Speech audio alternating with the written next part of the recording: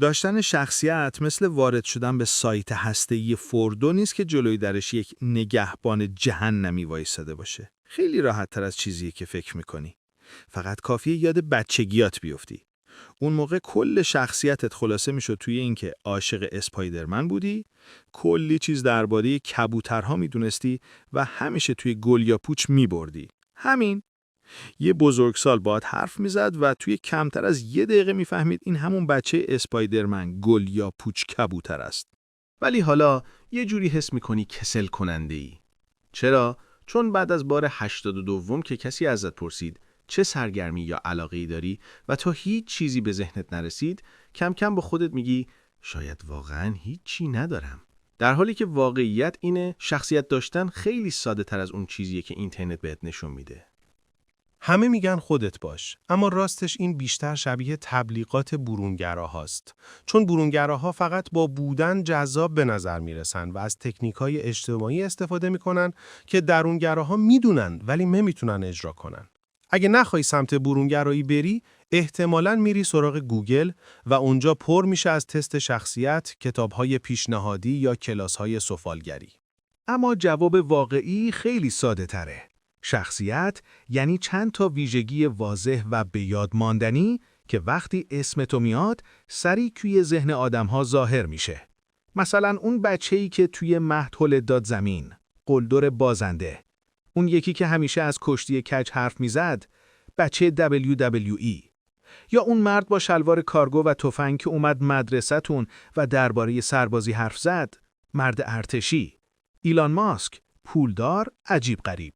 عادل، بریتانیایی، خوش صدا، مهربون. میبینی هر چی ویژگی ها واضح تر باشه، شخصیت پررنگتر به نظر میرسه. حالا این برای تو یعنی چی؟ یعنی هیچ کدوم از سفرهای مختلف، کتابایی که میخونی یا کلاسای مختلف به تنهایی بهت شخصیت نمیدن. چیزی که واقعا میخوای اینه که برای آدما جالب باشی، چیزی برای گفتن داشته باشی و توی ذهنشون بمونی. و این کار فقط یه راه آسون داره. روش اسپایک یا تیزی. این همون روشیه که دانشگاه‌های معتبر برای پذیرش دانشجوها استفاده میکنن تا آدمای معمولی هم بتونن از خودشون بگن. مثلا فرض کن عاشق تمیزکاری باشی. آره، تمیزکاری.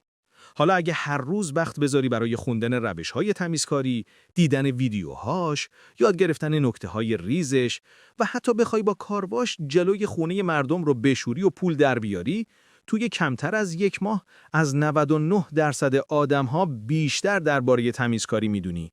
نتیجه، دفعه بعد که کسی ازت بپرسه سرگرمیت چیه، میشی کارشناس تمیزکاری. شاید اولش هیجان انگیز به نظر نیاد، ولی گفتگو این شکلی میشه. واسه سرگرمی چی کار میکنی؟ من خیلی به تمیزکاری علاقه دارم. چیزایی یاد گرفتن که بیشتر مردم نمیدونن. مثلا چی؟ میخوایی حقیقت جارو برقیای رباتی رو بدونی؟ پس به جای تمیزکاری هر چیزی که خودت واقعا دوست داری رو بذار. نگران کسل کننده بودن نباش. قرار نیست همیشه در مورد همون موضوع حرف بزنی. فقط همین موضوع باعث میشه در شروع مکالمه جذاب باشی. خلاصه ی روش اسپایک. 1. یه چیزی پیدا کن که واقعاً بهش علاقه داری، هر چقدرم عجیب. 2. توش یکم بیشتر از بقیه تجربه به دست بیار. 3. وقتی خودتو معرفی میکنی درباره اون حرف بزن. تموم. همینقدر ساده. فقط یه نکته مهم، هر چیزی رو میتونی انتخاب کنی، اما باید جوری توضیح بدی که بقیه بفهمن. فرض کن 1 ماه وقت گذاشتی و توی ماینکرافت حرفه‌ای شدی. خیلی هم خوبه. ولی اگه مستقیم بگی بازی رو بدون لمس زمین بردم، بیشتر مردم نمیفهمن چی میگی.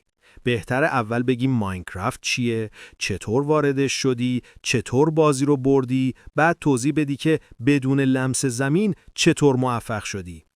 مردم بیشتر از چیزی که فکر میکنی حوصله دارن بهت گوش بدن، به شرطی که حرفات براشون قابل درک باشه. وقتی با اصطلاحات سخت و کلمات تخصصی میخوای باهوش به نظر بیای، اون موقع است که حوصله همه سر میره. خب، امیدوارم این توضیح ساده به دردتون خورده باشه. حالا هم میتونید برای حمایت دکمه سابسکرایب رو فشار بدید تا برای ویدئوی بعدی انرژی داشته باشم. میبینمتون. خداحافظ.